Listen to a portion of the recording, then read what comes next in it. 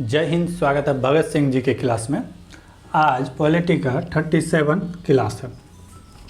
ठीक है, हम लोग देख रहे थे राज्य के नीति निर्देशक तत्व।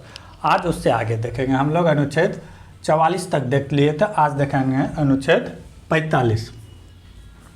अनुच्छेद 45 क्या कहता है कि 6 से पहले तो था ये 0 से यानी कि 6 से 14 वर्ष के बच्चा के लिए निःशुल्क शिक्षा, लेकिन इसमें जो है यानी 42वां संविधान संशोधन 1976 के द्वारा इंदिरा गांधी के समय 6 से 14 वर्ष की शिक्षा का जो था ये राज्य के नीति निर्देशक तत्व से हटाकर इसे मौलिक अधिकार में रखा गया।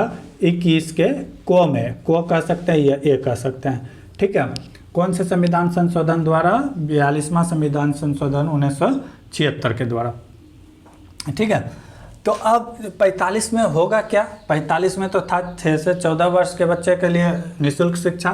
तो अब यहाँ पे क्या किया गया राज्य सरकार के द्वारा कि 6 से 14 वर्ष के जगह में 0 से 6 वर्ष के बच्चा को 6 वर्ष से कम यानी 6 वर्ष से कम के बच्चा के लिए शिक्षा, पोषण, आहार, स्वास्थ्य आदि का व्यवस्था करना। इसी के अंतर्गत आंगनबाड़ी ये सब का व्यवस्था किया गया राज्य सरकार के द्वारा। ठीक है, अनुच्छेद 46 में इसी अनुच्छेद 45 में इसी चीज़ का वर्णन है।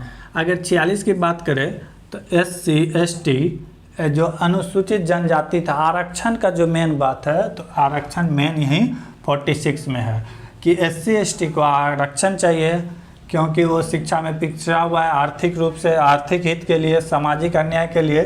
तो यहाँ पे आरक्षण का वर्णन है SC ST के लिए, शिक्षा, आर्थिक हित, सामाजिक अन्याय के लिए।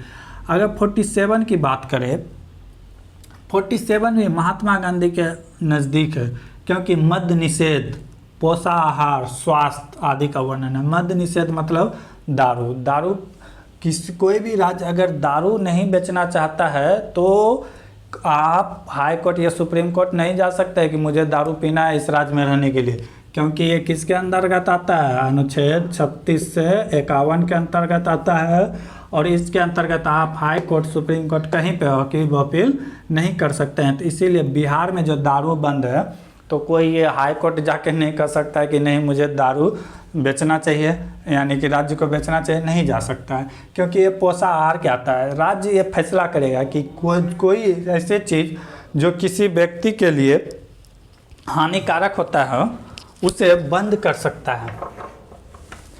जैसे विषय कोई नशीला पदार्थ होगी यानी कि दवाई हो गया, जैसे कोरेक्स के नाम सुनते होंगे कि फलने जिला में बंद कर दिया गया, फलने राज्य में। तो अगर इस तरह का अगर होता है तो राज्य सरकार ये फैसला ले सकता है आसानी से कि वो स्वास्थ्य के लिए है, और स्वास्थ्य किसके प्रति है? राजनीति से निर्देशक तत्व के अंतर्गत आता है, तो इसके लिए सरकार फैसला ले सकता है।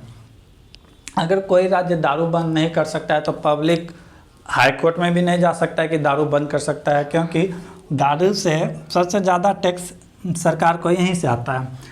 ये जो टैक्स जो देते हैं राज्य सरकार केंद्र को, फिर केंद्र सरकार 43% रिटर्न कर देते हैं किसको? राज्य को।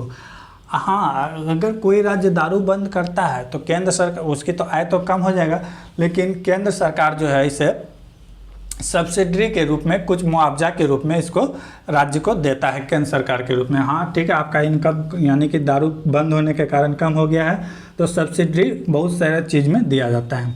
ठीक है, तो अगर पूछा जाए बिहार में दारू कौन से अनुच्छेद के तहत बंद है तो 47। कौन सा अनुच्छेद का प्रयोग क्या होगा? तो 47, क्योंकि 47 क्या कहता है? मद्य निषेध।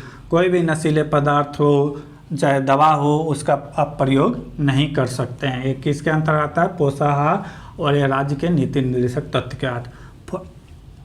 अब यहाँ से याद कर सकते हैं, अगर आदमी दारू पीना बंद कर जाए तो काम करेगा। मान लेता पढ़ा लिखा नहीं है तो क्या करेगा? कृषि करेगा, खेती करेगा, या पशुपालन करेगा, या गाय दूहेगा।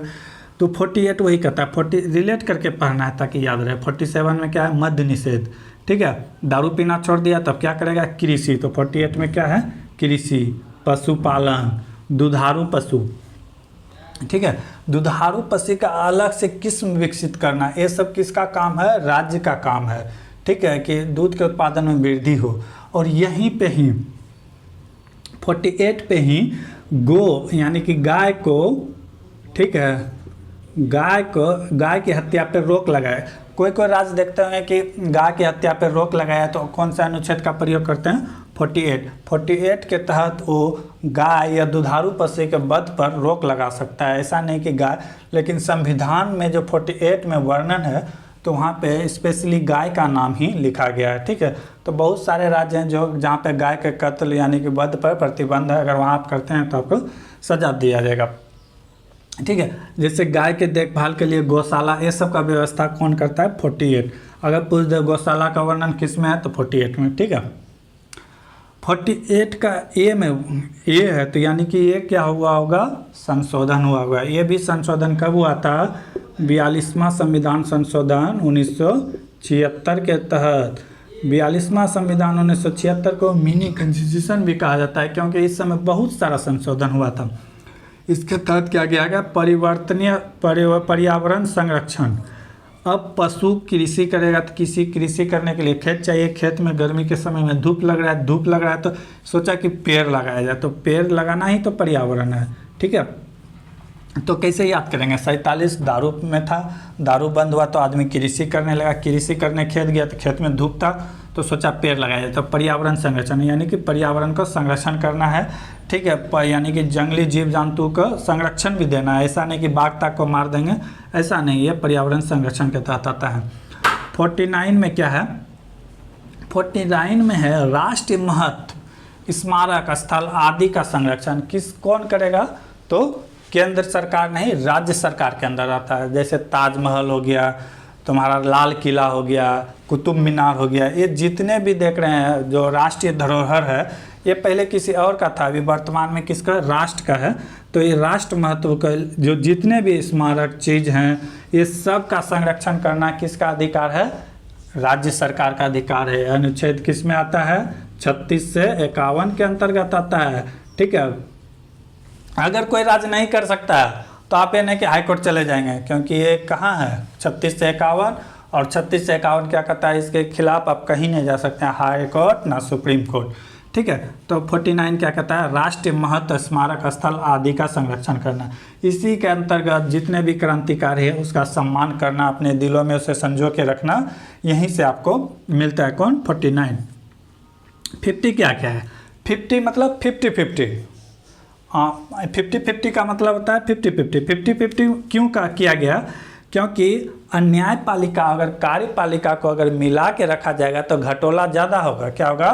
घटोला ज़्यादा होगा। इसीलिए न्यायपालिका को कार्यपालिका से अलग रखा गया। कार्यपालिका के अंतर आ जाएगा मुख्यमंत्री आ जाएगा, ठीक है, राज्यपाल आ जाएंगे, जो कानून बनाता है कार्यपालिका। न्यायपालिका जो अन्याय करता है जुडिशियल, ठीक है, जैसे high court, supreme court, district court, यह न्यायपालिका में आ जाता है। तो दोनों में सांठ गांठ नहीं होना चाहिए, दोनों को अलग अलग किया गया है, दोनों को स्वतंत्र किया गया है। अगर ये कुछ गलत करता है तो ये इसके खिलाफ वारंट लेके आएगा, इसका सरकार जाएगा, ऐसा कुछ नहीं। तो दोनों में सांठ गांठ रहेगा तो चलो ठीक है, कुछ गलत भी किया सुप्रीम कोर्ट, हाँ बहुत बढ़िया किया है, चलेगा। तो ऐसा नहीं होना चाहिए। 51 क्या कहता है? अंतर्राष्ट्रीय शांति सुरक्षा। अब तो राज्य की बात तो हो गया वो सब, अब कह रहा है 51 कि भारत से बाहर किसी देश के साथ भी जो है शांति और सुरक्षा का माहौल बनाए रखना 51 यही कहता है। तो आज हम लोग देखें नीति निर्देशक तत्व अनुच्छेद 36 से 51 जितने भी इम्पोर्टेंट थे अनुच्छेद, अगर किसी भी एग्जाम में इससे राज्य के नीति निर्देशक तत्व से कोई भी क्वेश्चन आ जाता है कोई भी एग्जाम में, तो कोई भी क्वेश्चन छूटने वाला नहीं है, क्योंकि मैंने सारे का व्याख्या बहुत अच्छे तरीके से किया है, ठीक है। यहाँ पे बहुत सारा संशोधन भी हुआ था, तो मिनी संविधान इसीलिए कहा जाता है 42वां संविधान संशोधन को। एक किसके द्वारा किया गया था? इंदिरा गांधी। कब हुआ था? 1976। बहुत सारा क्वेश्चन इससे बनता है, ठीक है। तो जितने प्रकार के संशोधन एक याद रखिएगा, संशोधन जितना भी होगा 42वां, फिर जोड़ा जाएगा वो 44वां। जब सरकार बदलेगी 44वें संविधान 78 में गैर कांग्रेसी सरकार आएंगे, मोरारजी देसाई, तो वहाँ पे जब सरकार बदलता है तो एक सरकार दूसरे सरकार के काम से खुश न होकर उसका नाम परिवर्तन करता है, कुछ करता है, तो वहाँ पे आपको फिर उलट पुलट देखने के लिए मिलेगा। ठीक है, अगले क्लास में देखेंगे मौलिक कर्तव्य। मौलिक अधिकार तो हम लोग पढ़ चुके थे, अब देखेंगे मौलिक कर्तव्य। तब तक के लिए जय हिंद, जय भारत।